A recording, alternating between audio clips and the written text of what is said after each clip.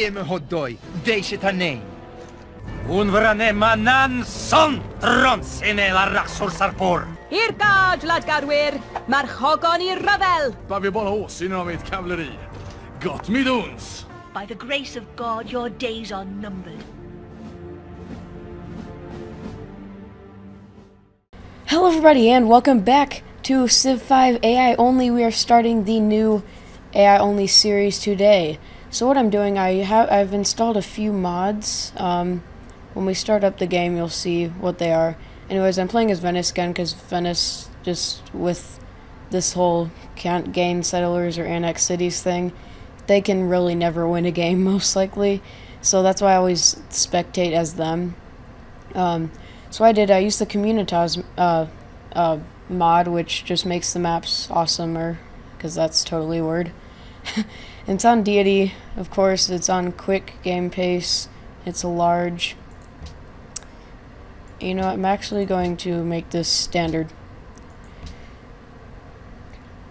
And, so yeah. So this is, I was going to, oh yeah, I don't need this anymore. I was going to originally make this like domination ring like I was doing before, except it would be AI only, but that wouldn't work because if I'm a spectator I would have to delete my city and everything, then there would just be an empty ring, so then the two civs that border that ring would have an opportunity to get ahead of everyone else because they have more land they can expand onto really quickly.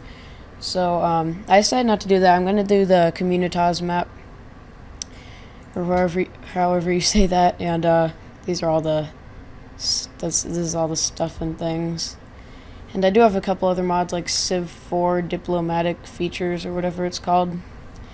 I don't have any modded civs, but do I have complete kills? Okay, that's important. Alright, let's get this game started. And yeah.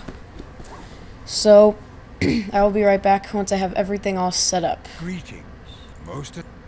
Okay, everybody, I am back, and you're gonna hear that notification for, I don't know what it is, discovering stuff from meetings, city-states, or whatever. I think it's discovering new stuff. Oh, I guess not anymore. It's just that since I did the reveal all thing, it played that same sound over and over again for all of these. It didn't like cut it off. It just kept going, just repeating, and that got pretty annoying. Anyways, this is the world, and the first to settle was Portugal.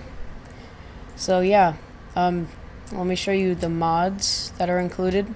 We have the Civ 4 diplomatic features, which adds things like vassalage, however you, I don't know if I pronounced that correctly, like tech trading and brokering. All kinds of stuff from Civ 4. I didn't play Civ 4, but this is called Civ 4 Diplomatic Features, so I'm assuming those things were in Civilization 4.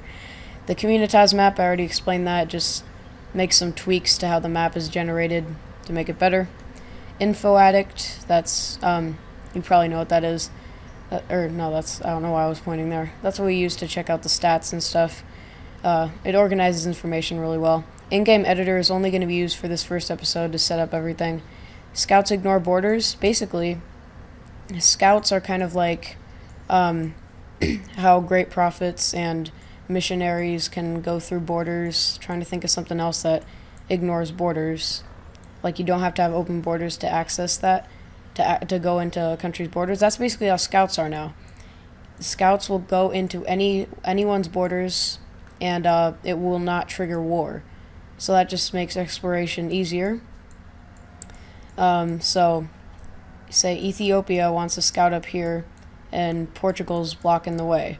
Well, they can just walk right through Portuguese lands, and then keep exploring here, because scouts ignore borders. So scouts are allowed to pass through anyone's territory without triggering war, or without the requirement of open borders or something. So, was there anything else? Yeah, trading posts grow into towns. So, why did you move? What? Why is this an issue? Well, okay then. I don't know what's wrong there. Okay. Anyways. the beginning of the game is always not incredibly exciting. But yeah, so trading posts grow into towns. Basically, I'm not sure of the exact names. I'm really not sure. But basically, it starts out as something really small. I think it's like oh yeah, it's an outdoor market. And then over time it grows, and then it provides more gold and stuff like that. Then eventually it's I don't know. Yeah, and eventually it's a town. So yeah. So instead of just trading post, it starts out as an outdoor market, then grows into a town. It never actually turns into an actual city. Like if say they're building a trading post here, then it goes into a town, it won't actually be a second city. It's just like a form of trading post that generates more money than the things before it. So it's not an actual city like this city. So, yeah. So everybody has 2 settlers. I'm not sure why, because we did start in the ancient era, I believe. Did we not? I don't think I can. Oh yeah, I can. Yeah, we started in the ancient era. Don't you usually just start out with 1 settler? Or maybe I changed something that gave them 2 settlers. I don't know. That's fine. Yeah, the beginning of these AI-only battles are always not incredibly exciting. And then eventually some wars start to break out, and then it gets really exciting. So, if you're wondering at the beginning why I had all random, but then I had Assyria, it's because Assyria is what I played as, the Civ I played as when I did Domination Ring. And as I said, I was going to do Domination Ring originally, but then make it AI only instead of me actually playing. But then I had to change to this, because I was just going to include them, because that's the country I played as, or the Civ I played as, and I just, for the heck of it, just decided I should ensure that they were in the game. But yeah, I guess they're in it anyway, even though it's all random now. So, I mean, I don't think I should pause the video and then until something big happens. I think I'm just gonna keep scrolling through and everything. So let me go into Info Addict if you don't know what that is.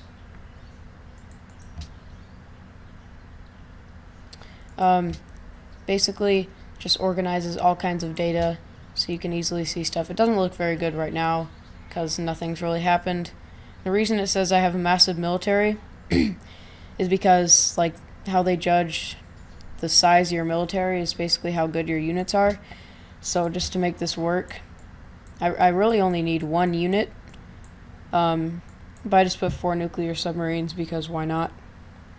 So yeah, that's why it says I have a massive military, because these are very powerful units. But as we go, the Info Addict thing will look a lot better, but right now it doesn't look very good. So yeah, we're about 8 minutes into this recording, and again, the Marificraft SMP episode 20 that I might have seen earlier, that was using my old microphone, because that's part of an earlier recording. That's part of the same recording session as episode 19. So that's using my old microphone. This is using my new blue snowflake. But that last episode, the microphone quality, you probably noticed, wasn't nearly as good as this. That's because that was part of the same recording session as episode 19, and that episode 19, that recording session, was before I got this microphone. So just clearing that up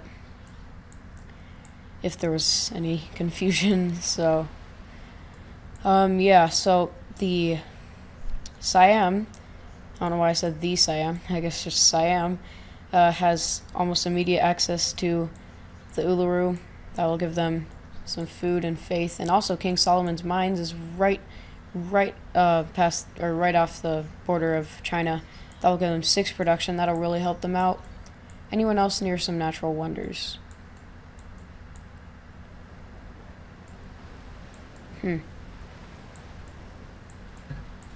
I don't think so.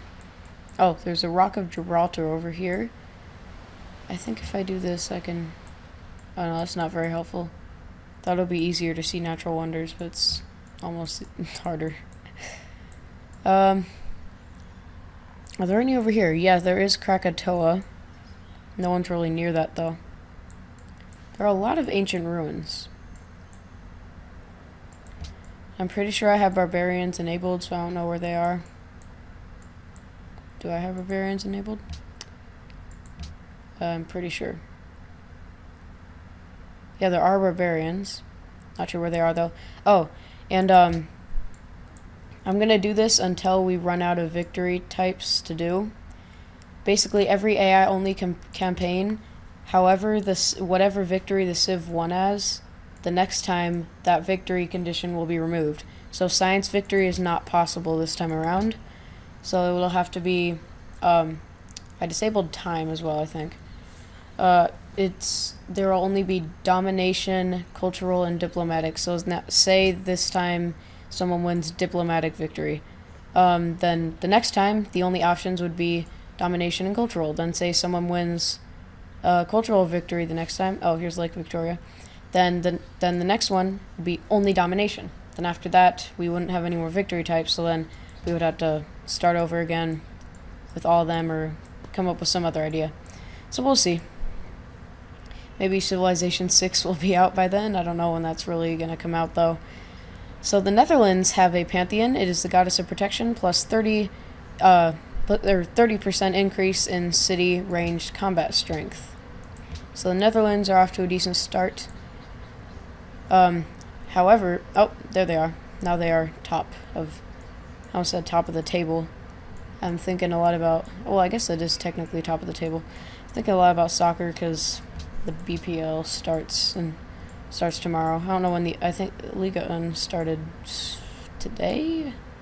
Depends on when you see this. But it starts, it's like the first big league to start. And I think La Liga starts in the end of August. But the BPL is the main league that I watch, so pretty excited about that. We have, we don't really have anyone in our civilization. So I don't know how we have 17 happiness, but okay. Seems legit. Pantheon founded. Stone circles, plus 2 faith from quarries. You know what would be cool in Civ 6? If they could actually add like a spectator mode. So it would be really easy to do AI-only battles. And you wouldn't have to set up this stuff. And you wouldn't have those issues like submarines sitting around. And it's saying you have the biggest military in the world when that's only the case because you just have 4 really powerful things. So it's not really relevant. And then also, like, having 17 happiness for no reason. Or religion. Ethiopia, of course, Eastern Orthodoxy. Not surprised at all there. So again, Civ 6, I would really like to see like an actual spectator mode. So we wouldn't have to set all this kind of stuff up and have some of the annoyances. Here is Cerro de Potosi. I probably completely butchered that name. But anyways... oh, here's Mount Fuji. And I have a golden age.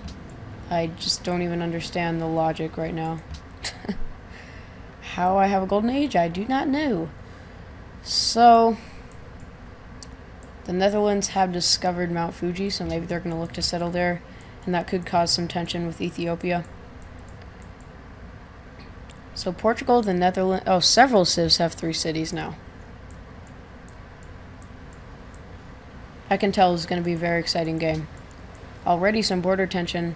Oh, they do have King Solomon's mines.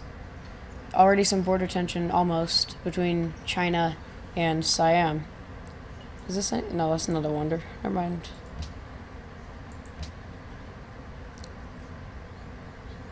So I'm going to try to keep each episode about 20 minutes. Just like in the last AI-only series. So, what should we call this? I'll think of a name, whatever the title is. That's what I ended up calling it. So, most of the world is in the classical era now. Only 2 civs have created pantheons, I believe. I might be lying. I am lying. Poland also has a pantheon. I think that's it, though. Yeah. So, I think I'm just going to call this AI-only Communitas. That'll be a much shorter and easier name. And, the last one was, the full title was Civ 5. Oh, dang, a wonder already. China has a great library. As I was saying, what was I saying? Yeah, the title of the last one. I completely lost my train of thought there. So the full title was Civ 5 AI only Race for the Americas, or no, the Civ 5 AI only Europe and North Africa Race for the Americas. But I sometimes just called it Civ 5 AI only, or mainly Civ 5 Race for the Americas. But this one is just going to have one title, and it's going to be simple. And another wonder's been built, and the Pantheon's been founded by Portugal. William has completed Stonehenge. And Ethiopia is very high up in the rankings, so they're off to a great start. So, yeah, I'm just going to call this AI-only Communitas. Communitas, I don't know how you pronounce it. Maybe I won't call it that, because I'm probably not pronouncing that correctly. You know, I'll just call it AI only Communitas. That's a simple game. Or simple name. Not simple game. And, yeah.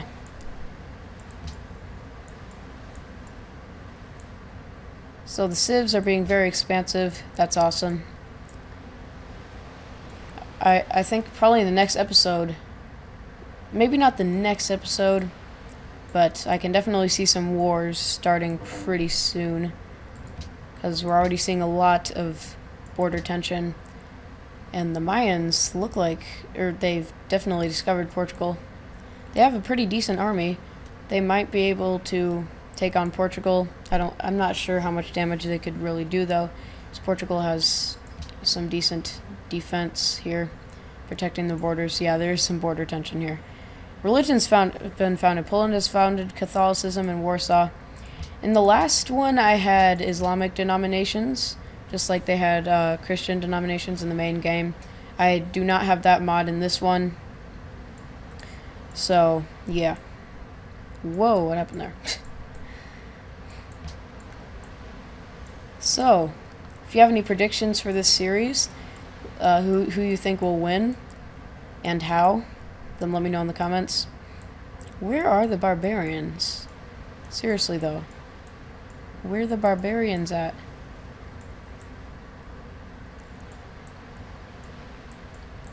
I have no idea where they are. Anyways, if you have any predictions for who you think will win this game and how, let me know in the comments. And yeah, in the final video, whoever made predictions, not necessarily in the first episode, but a decent amount of time before the actual, before you could, I mean, maybe there will be someone you're like, okay, they're obviously going to win at some point. So if you make a prediction while it's still up in the air as to who will win, when there's not an obvious winner, then I will showcase that in the final video, or maybe a video after that, I'm not sure. Probably the final video. And also, you don't have to get how they won correctly. It's just that that's just an extra thing for fun. The Netherlands is the ally of Yerevan. Ethiopia has added new beliefs to Eastern Orthodoxy. And Rome is now allied with the city-state. Let's see if there's anybody who's not so friendly with each other. I see something here. Yep, border tension. Siam does not like China. Nobody's hostile, I didn't think so. Nobody's afraid. Anyone friendly? Portugal, or the Mayans are friendly. What? Okay. So Siam does not like China, but China likes Siam. Okay. The Mayans are friendly with Portugal. Everyone else is just neutral. No, everybody else they're just fine, they just don't care. So, economic. No research agreements, but there's some trading going on. No wars, any kind of political stuff going on here. So that's going to do it for the first episode of Civ 5 AI Only Communitas. And if, again, any predictions, comments below. Poland has added Reformation belief to Catholicism. And anyways, that's going to do it. We are at 2040 BC. So I will see you all in the next episode. Hope you all enjoyed the first one, and the statue of Zeus has been built by Ashurbanipal. Anyways, again, hope you all enjoyed. Keep on crushing the waves. Bye-bye. I'm going to end this before... Well, I'll actually end at the end of the... Or once this turn part ends, just in case anything else happens. So, I am the richest somehow. I don't really, like, exist, but I have 600 gold because logic. So, yeah, there we go. That's the end of the turn. I always like to wait till the end of the turn to make sure you don't miss anything. So anyways, that's going to do it. Yet again, keep on crushing the waves. Bye-bye. Hope you enjoyed this first episode, and I will see you soon. Sorry for uploading late. There was some stuff in the way of recording, but anyways, I should be back on schedule now. So yeah, again, I keep rambling on. It takes me forever to do outros for some reason. Keep on crushing the waves. Bye-bye.